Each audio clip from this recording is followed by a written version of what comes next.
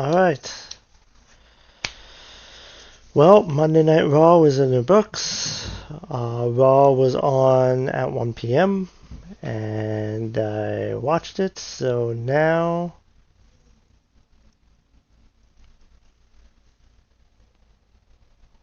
I'm going to review it.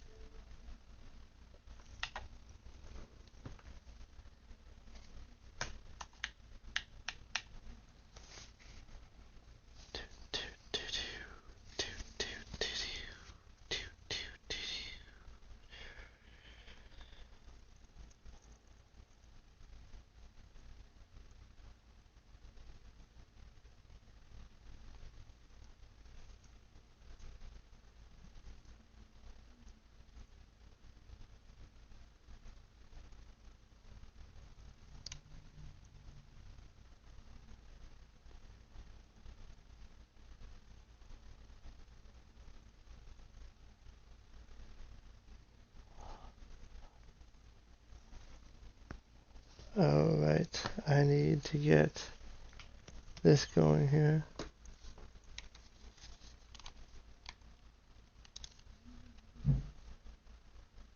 Oh, no.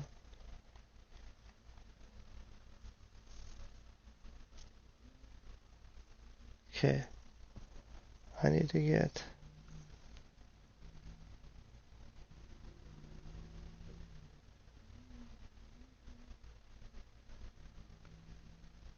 this thing going.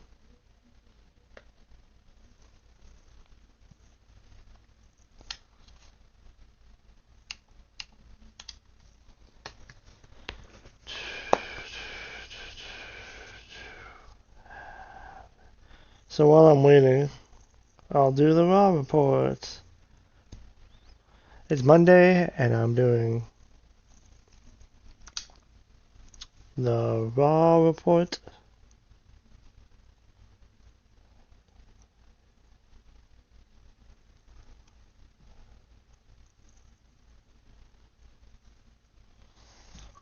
So the first Raw of June 1st. So Raw opened up with the acknowledgement ceremony.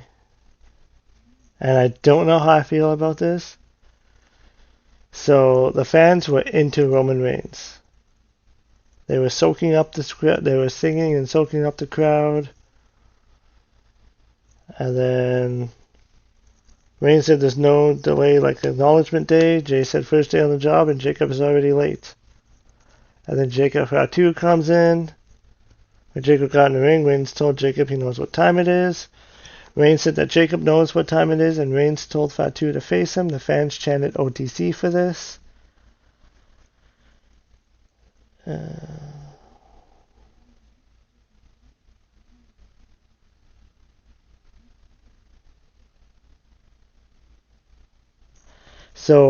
And long story short, Jacob Fatu acknowledged Roman Reigns as his tribal chief, and then he did the signature salute afterwards with the bloodline. So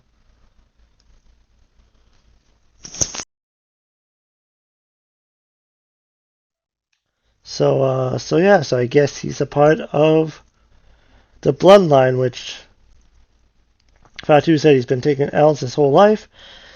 And then he said at Clash in Italy, in front of the whole world, including his children, they will see his father take a loss and keep his word. Fatu said that last night he lost to his tribal chief, but he didn't lose to Jay. And then he said, I acknowledge him. So I don't know. I found Jacob Fatu was doing so well as his own act. He was over. His promos are good. And now he's going to be, and I'm hoping he's not a background character in Roman Reigns' group, because he needs to be front and center. Because Jacob Fatu is like that good. Like, his promos are good. His wrestling style was good. He was starting to improve. He beat Drew McIntyre. So I'm hoping he's not a background character, but Yeah, so I'm not sure what to make of this whole thing right now. I'll see where this goes, but yeah, I think Fatu is a better singles. And plus, do we really need another Bloodline storyline in 2026?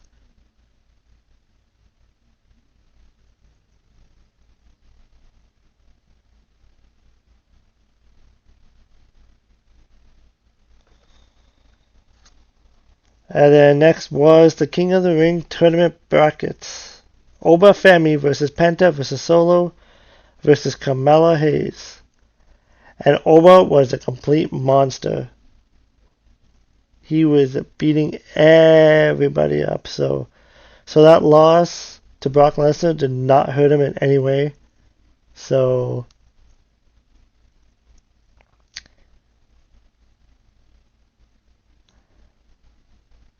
this was an exciting four-way match.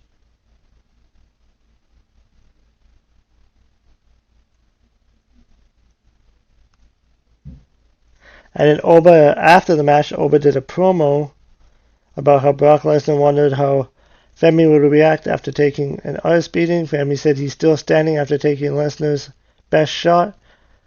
Femi claimed he's going to be the king of the ring, and Femi said that's 1-1, so he'll see Brock Lesnar down the line. And my guess would probably be at SummerSlam.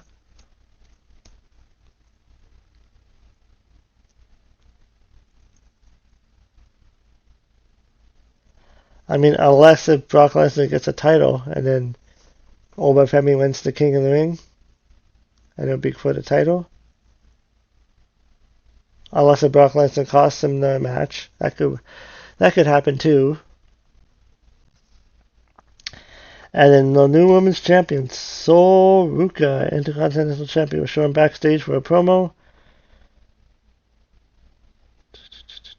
And the Sol Ruka interview was really good. Sol Ruka was interviewed by Kathy Kelly. She was cheered by the fans. Ruka said she knows she could be the champion, and she thanked the fans for believing in her too. That fired up the crowd. Ruka said that Becky Lynch didn't feel Ruka was ready, but Ruka said that Becky let her test herself against the best, and Ruka proved her wrong. And Ruka says not just about her saying it.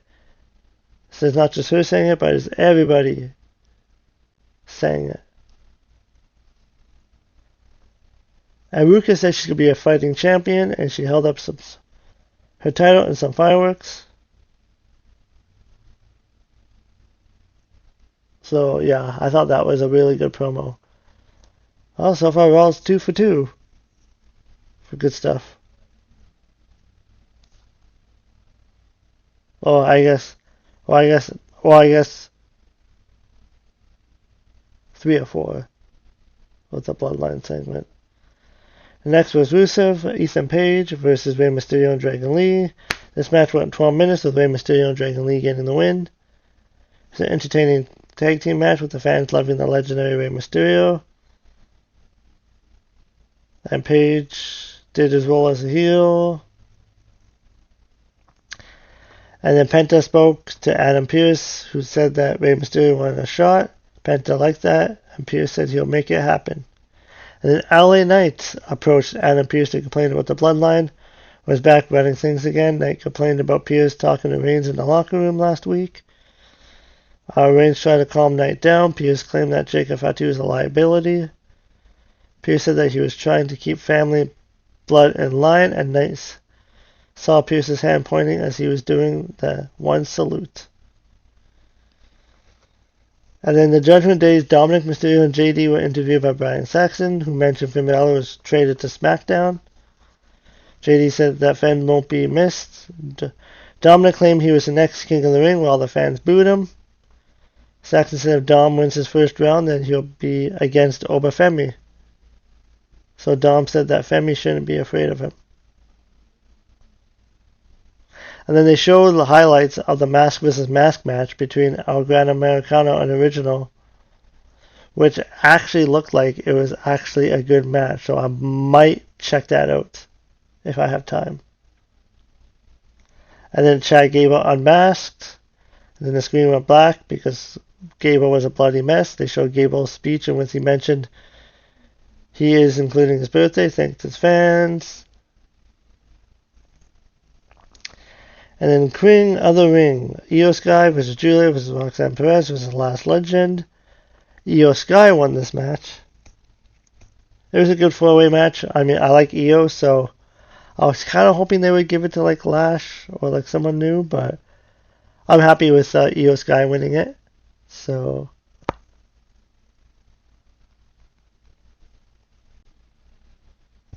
and then Julia looked impressive in the match, even though she took the pin. And then afterwards, Maxine Dupree spoke to Raw GM.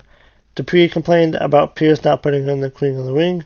Pierce said the tournament is stacked. Dupree said she was overlooked again. Yeah, after she got buried by Becky and got buried by Natalya. Pierce told Dupree if an opening comes up, she's on the top of the list. Otis and Akira Tozawa were there with Dupree. Otis said he noticed that she was hanging out with Austin Theory a lot. Dupree said she knows what she's doing and to trust her on this.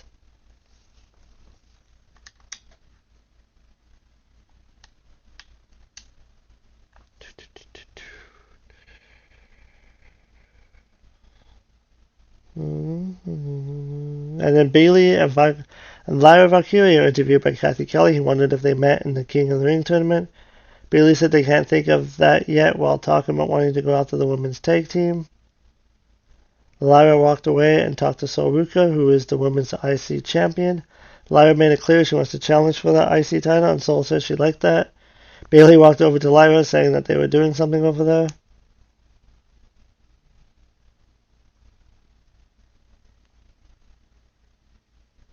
And then next week on Raw, they announced Seth Rollins versus Javon Evans versus Ricky Sings versus Tala Tonga. Becky Lynch versus Liv Morgan. Liv Morgan is is in this Queen of the Ring match, even though she's like a champion. Like, did ChatGPT book that?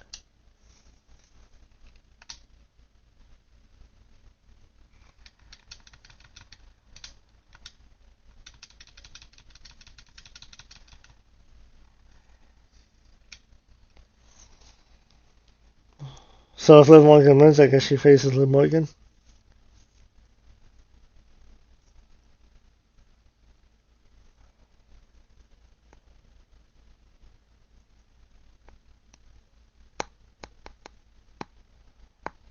And then the Judgment Day was showing in the clubhouse.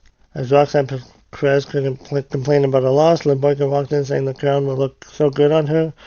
Morgan realized that Perez was sad, so Morgan said that they take advantage of opportunities. Morgan claims she'll take these tournaments since her and Dominic would be the queen and king of the ring. Raquel wasn't sure about that. Morgan said they should have some fun. And then it was main event time. Seth Rollins was the Braun Breaker. This was an awesome match. This one's a 23-minute match. And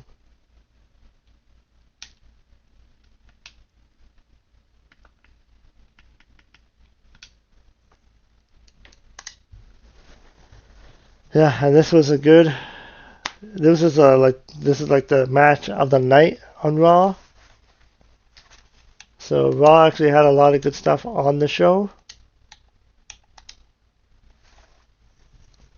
So yeah, so I enjoyed Raw.